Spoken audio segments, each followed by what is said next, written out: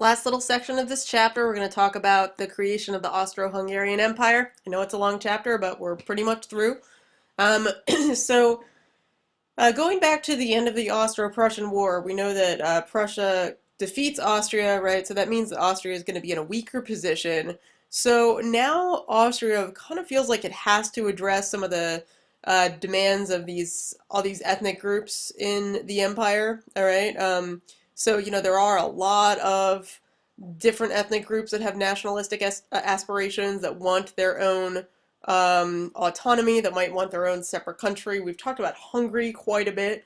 The Czechs also are very demanding of self-determination, or they just want a semi-autonomous state at the very least. You also you have Slavs, you have Croats, you have Bulgarians, Romanians. You have a whole bunch of people that actually live within the Austrian Empire that don't consider themselves Austrian. So, um, so what you're going to see is, in particular, Austria feels like it has to deal with Hungary after their defeat in the Austro-Prussian War. So what they're going to do is establish a dual monarchy. Okay, so what that means is they're going to divide the empire in half. Okay, so part of it is still Austria, part of it is Hungary, hence the term Austro-Hungarian Empire. But if it's a dual monarchy, that means that there still is just one emperor that rules the entire area, but then there is some independence between the two different sections of the empire.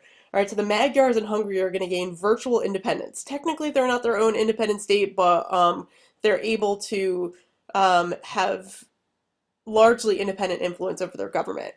All right, so again, the two states share a monarch.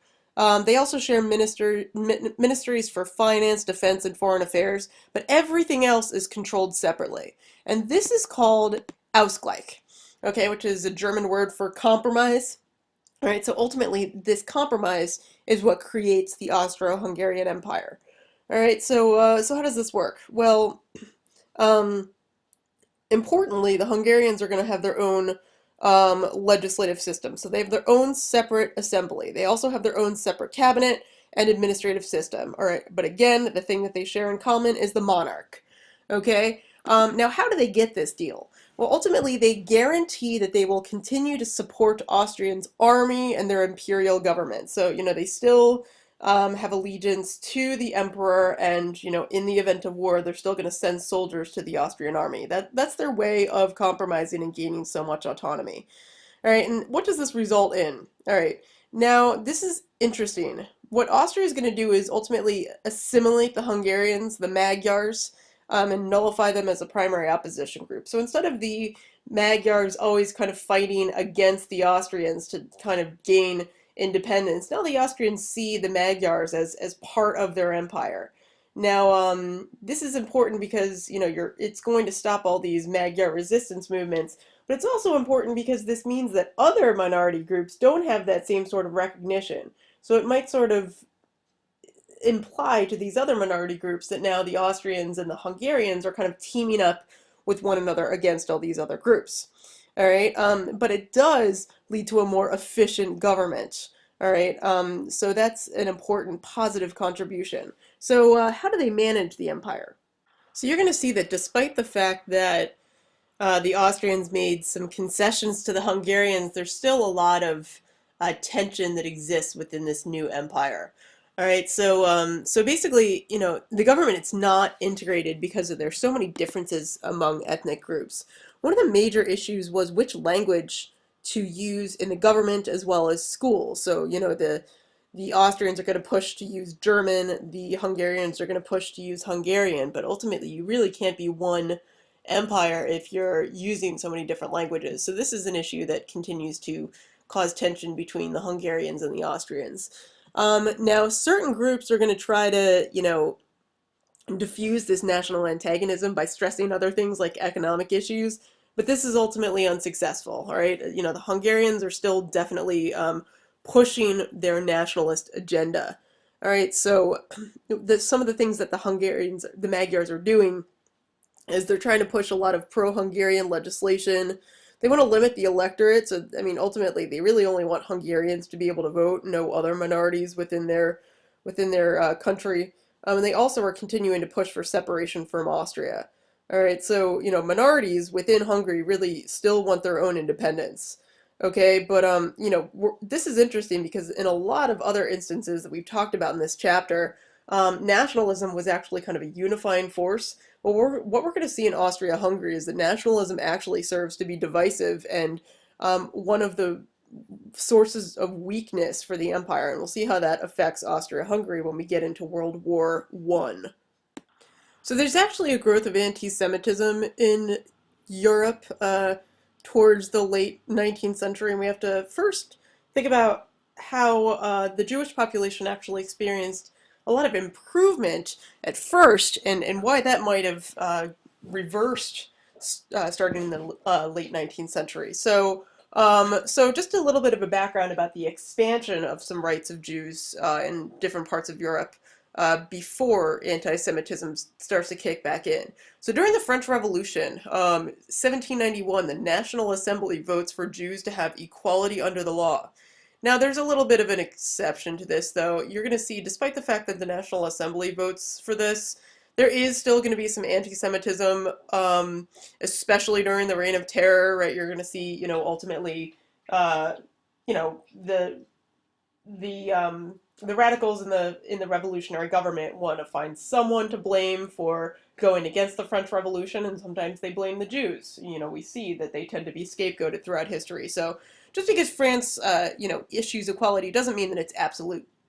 Okay, you're also going to see that in 1848, the Jews are going to be involved in a lot of revolutionary movements. In particular, Vienna and Berlin. They're going to be some of the student protesters who were taking to the streets demanding a constitutional government, right, going away from the sort of absolute monarchy that has persisted in Central Europe. Okay, they do ultimately get some rewards for this. Like, for example, when the Frankfurt Assembly meets, they grant full rights to German Jews. All right, and actually Jewish rights extend even further after German unification. All right, the German constitution that's established after unification abolishes marriage restrictions, limits on jobs and property ownership, and also where Jews can live. Okay, so but you are still going to see that they're excluded from government employment. But ultimately, this new German constitution does expand a lot of Jewish rights.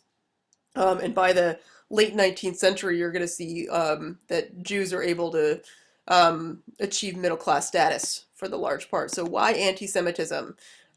It's largely due to economic factors. Okay, so starting around 1873, there's going to be a stock market crash that affects not only Europe, but the United States as well. And so, again, people are going to look for a scapegoat. They're going to turn towards the Jewish population. The people that are mostly anti-Semitic are conservatives and extreme nationalists. Right? They kind of feel like the Jewish race is threatening the German people.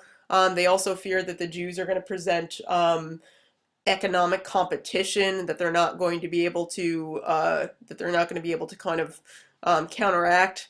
All right, traditional fear, right? That the Jews are going to be able to kind of outcompete another part of the population economically. You see how this is like a lingering pattern.